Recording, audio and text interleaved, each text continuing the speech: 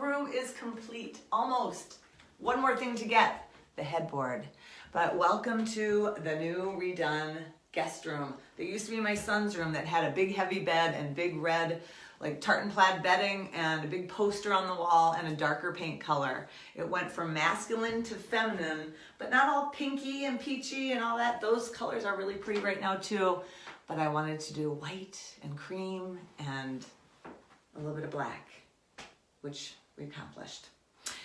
So I want to tell you about that window trick that I was saying. I love matchstick blinds, and I'm going to go up like this a little bit just to show you that this window right here, or I'll even point to this, here we go. This window is probably only like 3 inches taller than, it's like right up there is where the window stops. So if you hang those balances high like that, some of you might already do this, but then it will make your windows look taller and bigger, especially in a small room with only 8-foot ceilings. So I tend to do that, and I even leave this.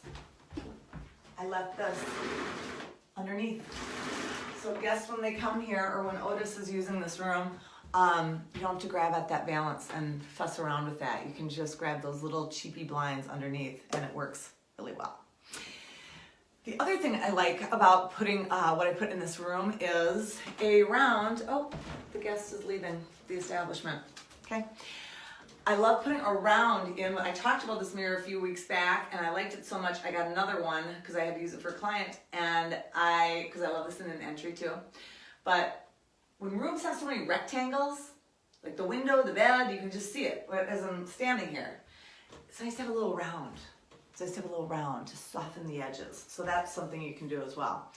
I also put in a sisal rug with the black tape, as you can see, and then a basket too. It's just that texture adds to ground your light color. A lot of people ask me, Pam, what color is that? I'm going to tell you which one this is, and you know my feelings behind telling paint colors because they're all different and all different lights in rooms. Even as I stand in this room, look at that. Like the light is changing. My camera's trying to pick up where I am. This color is Greek Villa by Sherwin-Williams. Some of you might have used it before.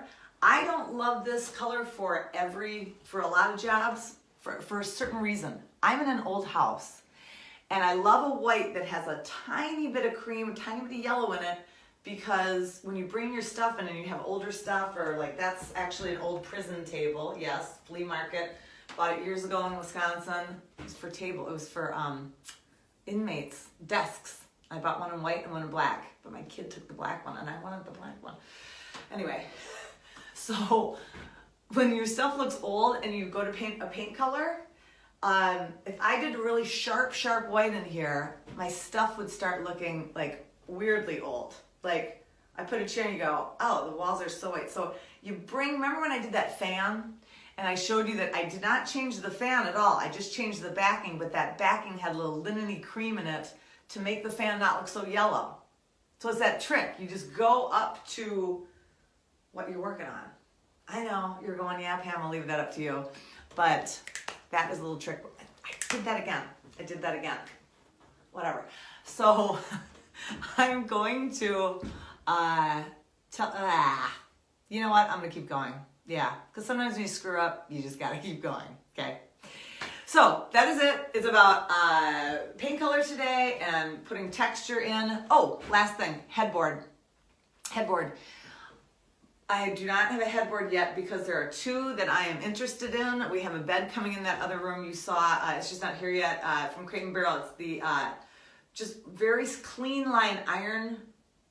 That's the bed, but this one I might just do a headboard, and I'm so tempted to just do the headboard of that same thing over here in a twin. But then otherwise I'm just going to do a really nice camelback, just plain, actually cheapy, I'll find it somewhere, headboard, and just upholstered. I'm going to say one more thing. When we got this twin bed in here, we realized we had a lot more room than we thought. We are going to add a second because it will work well for our family and our guests that come and stay with us. So sometimes when you're working on a room, you find out, wow, I did have a little more room than I thought. And so I will just put probably a chest of drawers right there, use that table someplace else. and not much more in the room. And that's what I mean, like, don't keep cramming furniture in the room. You don't need to. You don't need a lot of stuff. You need a light, you need a little greenery, and that is it. So I hope that helps you today. Friday favorites are coming up. I've got some stuff working on this week I'm super excited about.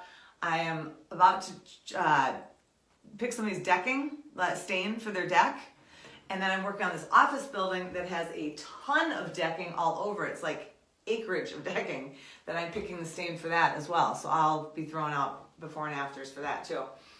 So if it's color related, usually I'm picking something. There's a friend of mine up north that when she asked me to pick something for her, she's like, just pick it. I don't need to know the reason and the teachable moment behind it. And I go, all right, it's that one.